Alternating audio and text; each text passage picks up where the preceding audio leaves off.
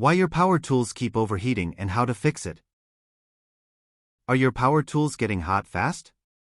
Overheating tools can shorten their lifespan, damage internal components, and seriously affect performance.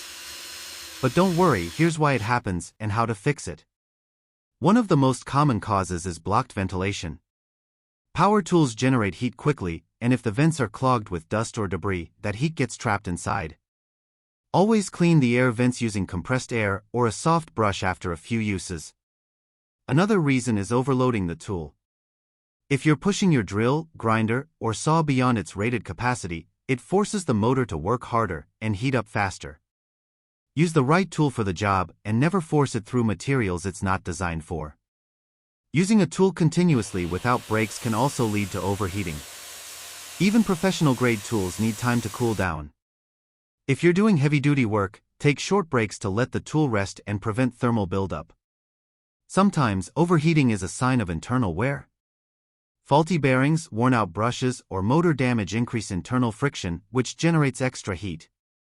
If your tool heats up unusually fast, it might be time for maintenance or a replacement part. Another overlooked factor is the power source. Using a low-quality or underpowered battery or an extension cord that's too thin or too long can cause voltage drops and increase heat. Always use the recommended batteries and high-quality cords for consistent power delivery. So how do you fix it? Clean the vents regularly. Don't overload your tool.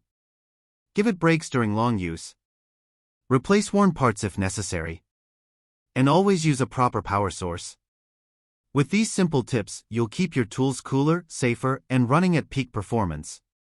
If you're seeing this video for the first time, subscribe to our channel and turn on the bell icon to stay updated. For more information on power tools maintenance, reach us at gz-supplies.com or you can email us at sales@gz-supplies.com. Thank you for watching and we'll see each other soon in the next one.